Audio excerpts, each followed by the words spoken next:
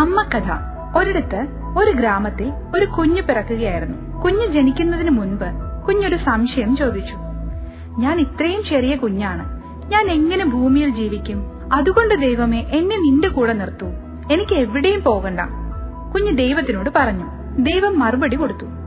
പ്രിയപ്പെട്ട കുഞ്ഞെ, എനിക്ക് ഒരുപാട് മാലാഖമാരുണ്ട്. ഒരു മാലാഖയെ നിന്റെ കൂടെ വിടാം, അവൾ നിന്നെ നന്നായി നോക്കിക്കോളും, വിഷമിക്കണ്ട. ദൈവം പറഞ്ഞു. അപ്പോൾ കുഞ്ഞു പറഞ്ഞു, പക്ഷെ ഞാൻ സ്വർഗത്തിൽ ചിരിച്ചതും കളിച്ചതും പാട്ടുപാടിയതും ഒക്കെ അല്ലാതെ വേറൊന്നും ചെയ്തിട്ടില്ല. ഇത്രയൊക്കെ മതിയോ എല്ലാവർക്കും സന്തോഷമാകുവാൻ? കുട്ടി ചോദിച്ചു. ദൈവം പറഞ്ഞു, നിന്നെ നോക്കുന്ന മാലാഖ നിനക്ക് വേണ്ടി പാട്ടുപാടിത്തരും, നിന്നെ കൂടെ കളിച്ചോളും, നിന്നെ ചിരിപ്പിച്ചോളും. അവളുടെ ലാളനയിൽ നീ ഒരുപാട് സന്തോഷിക്കും, ഒരുപാട് സ്നേഹവും കിട്ടും. കുഞ്ഞു ദൈവത്തിനോട് ചോദിച്ചു. പ്രിയപ്പെട്ട ദൈവമേ, എനിക്ക് അവിടെ ഉള്ളവർ പറയുന്ന ഭാഷ അറിയില്ല, അപ്പോൾ ഞാൻ എങ്ങനെ മനസ്സിലാക്കും? ദൈവം കുഞ്ഞിനോട് പറഞ്ഞു. നിന്റെ കൂടെ വരുന്ന മാലാഖ നിന്നോട് സ്നേഹത്തോടെ നല്ല രീതിയിൽ സംസാരിച്ചുകൊള്ളും. അത്ര മധുരമായ വാക്കുകൾ നീ സ്വർഗത്തിൽ പോലും കേട്ടിട്ടുണ്ടാവില്ല. നിന്നോട് മധുരമായി സംസാരിക്കുന്നത് മാത്രമല്ല, നിന്നെ വേഗത്തിൽ എങ്ങനെ സംസാരിക്കണം എന്നും പഠിപ്പിച്ചു തരും. കുഞ്ഞ് ദൈവത്തിനോട് ചോദിച്ചു. പക്ഷേ എനിക്ക് എപ്പോഴെങ്കിലും ദൈവത്തിനോട് സംസാരിക്കണം എന്ന് തോന്നുകയാണെങ്കിൽ ഞാൻ എന്ത് ചെയ്യും? ദൈവം പറഞ്ഞു. എങ്ങനെ കൈകൾ കൂപ്പി പ്രാർത്ഥിക്കണമെന്ന് ആ മാലാഖ നിനക്ക് പഠിപ്പിച്ചു തരും. കൂടാതെ എന്നെ കുറിച്ചുള്ള ഒരുപാട് കാര്യങ്ങൾ അവൾ നിനക്ക് പറഞ്ഞു തരും. അപ്പോൾ നിനക്ക് എപ്പോൾ സംസാരിക്കണമെന്ന് തോന്നുമ്പോഴും പ്രാർത്ഥനയിലൂടെ സംസാരിക്കാം. ഇത് കേട്ട് കുഞ്ഞു ചോദിച്ചു. പക്ഷേ ഞാൻ കേട്ടിട്ടുണ്ടല്ലോ അവിടെ ഒരുപാട് ചീത്ത ആൾക്കാരുണ്ടെന്ന്. അപ്പോൾ അങ്ങനെയുള്ള അവസരങ്ങളിൽ എന്നെ ആര് രക്ഷിക്കും? ദൈവം പറഞ്ഞു. ഒട്ടും പേടിക്കണ്ട കുഞ്ഞെ, അങ്ങനെയുള്ള അവസരങ്ങളിൽ നിന്റെ മാലാഖ നിന്നെ രക്ഷിച്ചോളും. അവൾ ഒരു മടിയും കൂടാതെ അവളുടെ ജീവിതം നിനക്ക് വേണ്ടി ത്യജിച്ചിട്ടുണ്ടാവും. ആ സമയം സ്വർഗം നിശബ്ദതയിൽ നിലച്ചിരുന്നു. പക്ഷേ ഭൂമിയിൽ നിന്നും ഒരു ചെറിയ ശബ്ദം കേൾക്കുകയുണ്ടായി.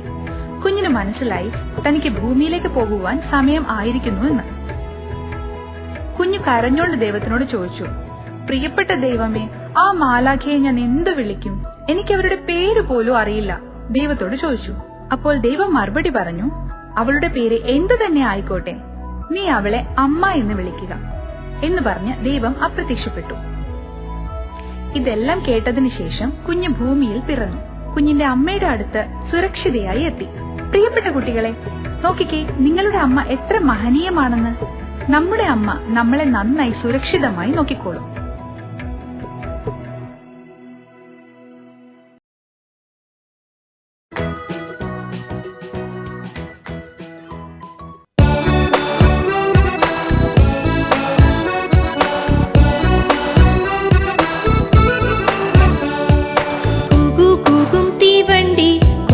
പായും തീവണ്ടി, കൽക്കരി തിന്നും തീവണ്ടി, വെള്ളം മൂന്തും തീവണ്ടി, കൂകു കൂകും തീവണ്ടി, കൂകിപ്പായും തീവണ്ടി, കൽക്കരി തിന്നും തീവണ്ടി, വെള്ളം മൂന്തും തീവണ്ടി.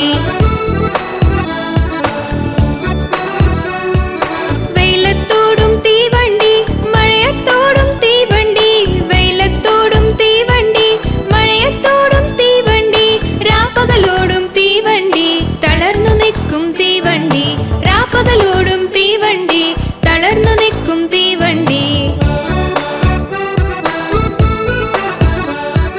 കൂകു കൂകും തീവണ്ടി, കൂകിപ്പായും തീവണ്ടി, കൽക്കരി തിന്നും തീവണ്ടി, വെള്ളം മൂന്തും തീവണ്ടി, കൂകു കൂകും തീവണ്ടി, കൂകിപ്പായും തീവണ്ടി, കൽക്കരി തിന്നും തീവണ്ടി, ആഹാ നല്ലൊരു തീവണ്ടി.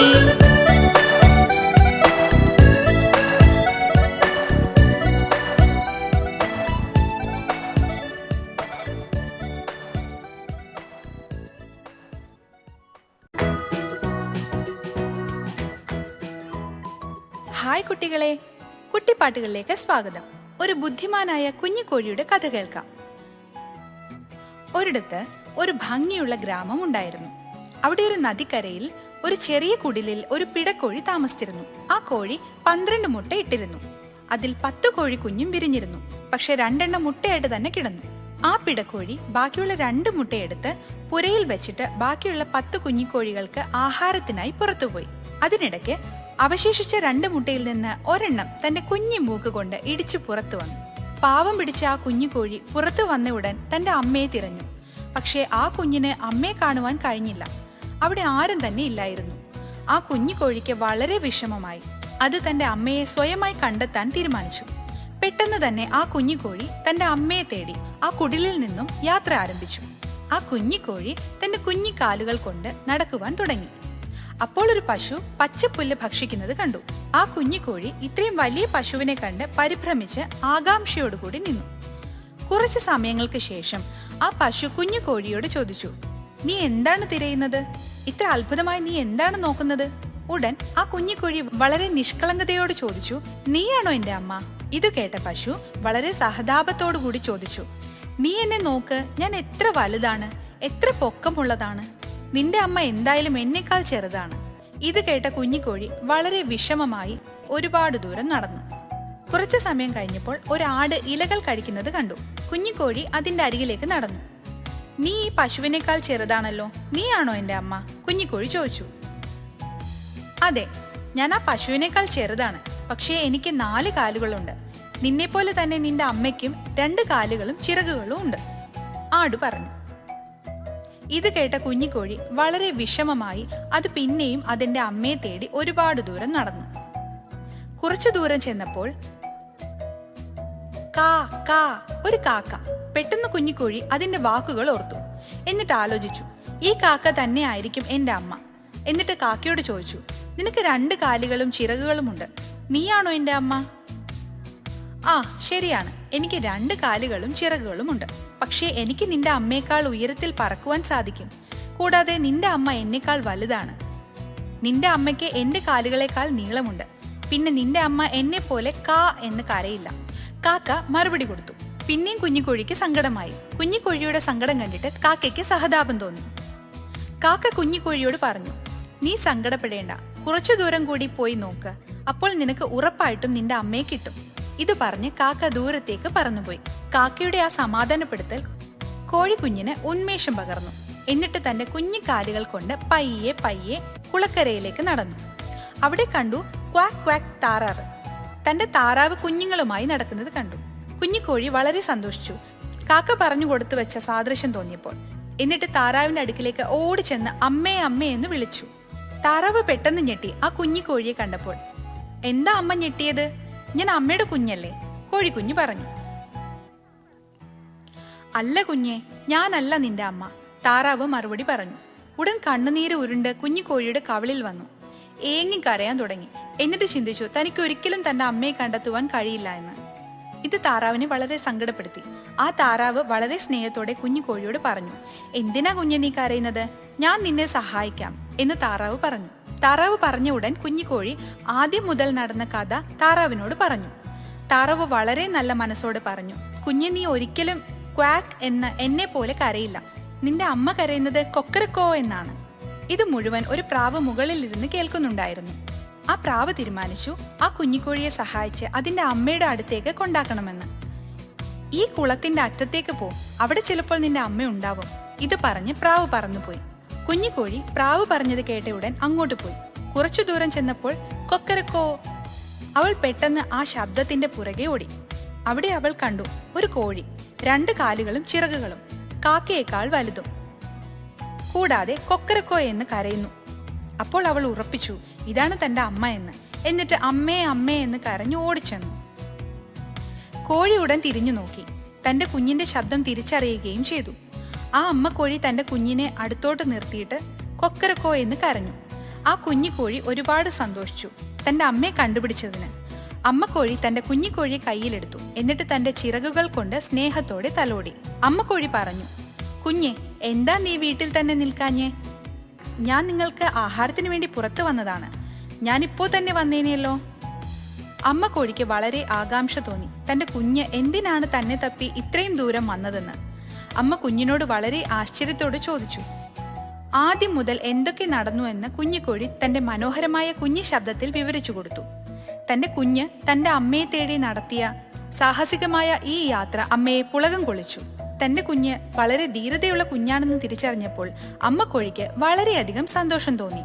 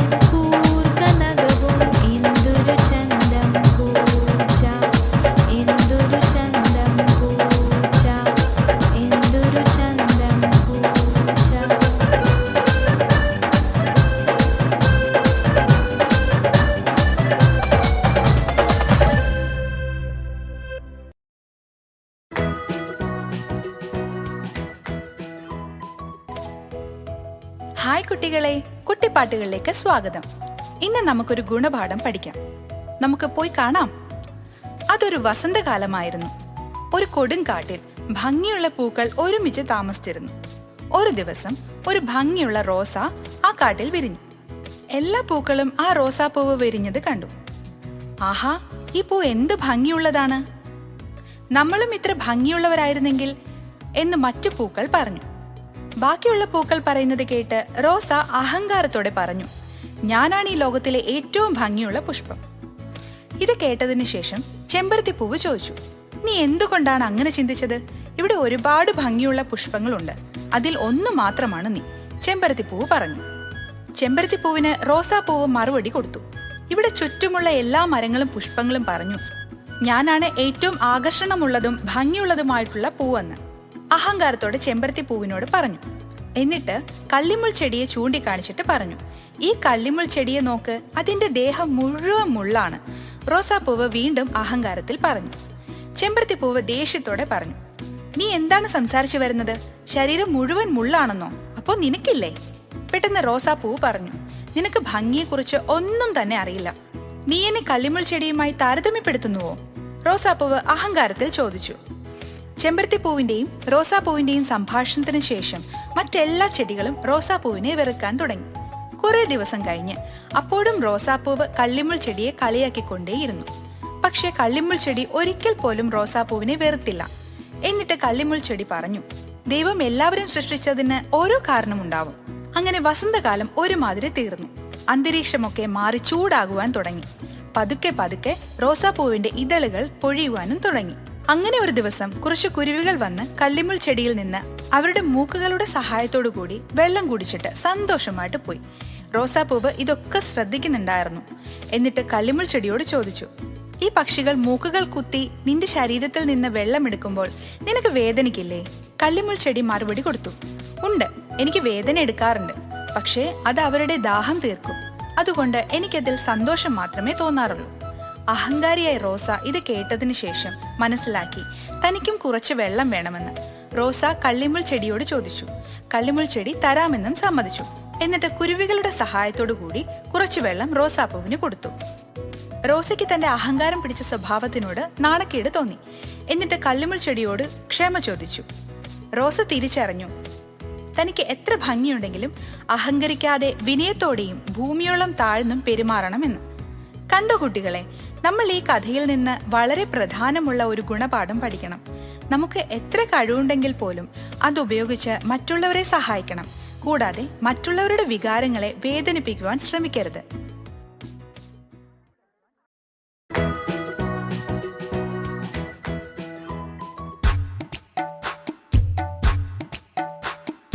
ആകാശത്തിലെ മുത്തശ്ശി, അമ്പിളി മുത്തശ്ശി, പല്ലില്ലാത്തൊരു മുത്തശ്ശി, പാവം മുത്തശ്ശി.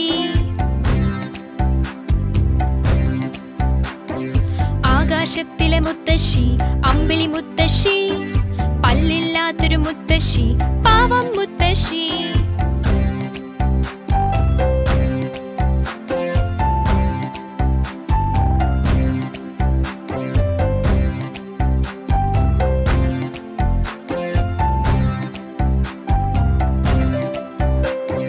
മുത്തശ്ശിയമ്മ ചിരിച്ചാലോ മാനത്തെല്ലാം പൂവിരിയും.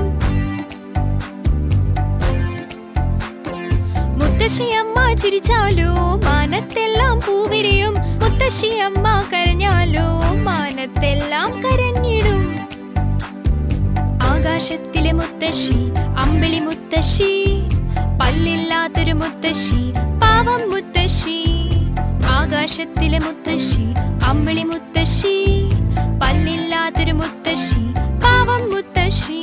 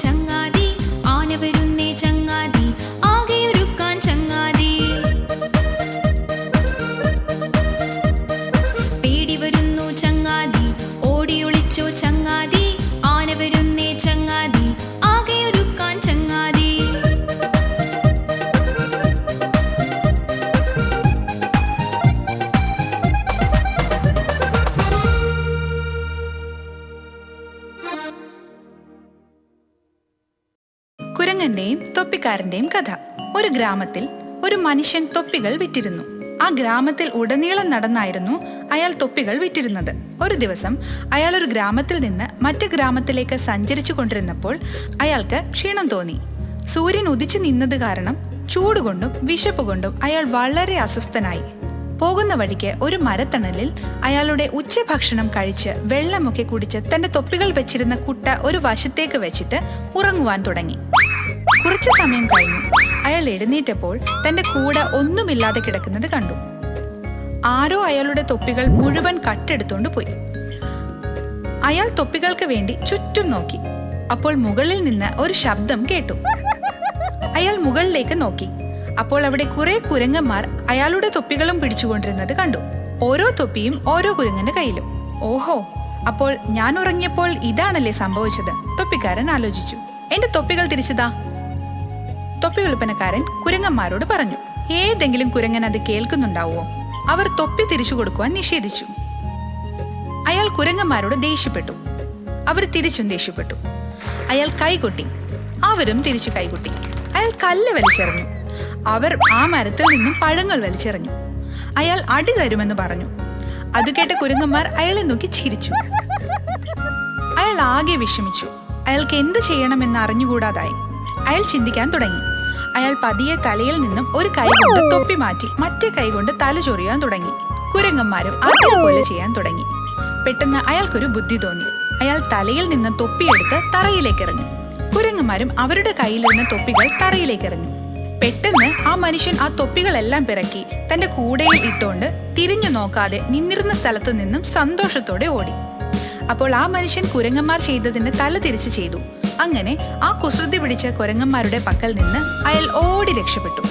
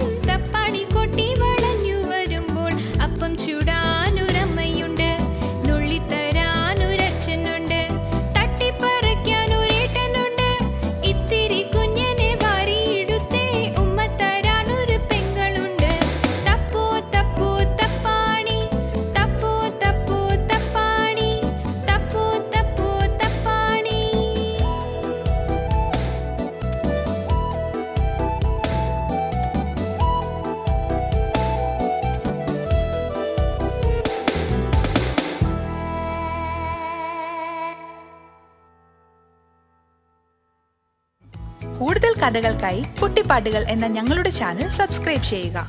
വീണ്ടും കാണാം കുട്ടികളെ.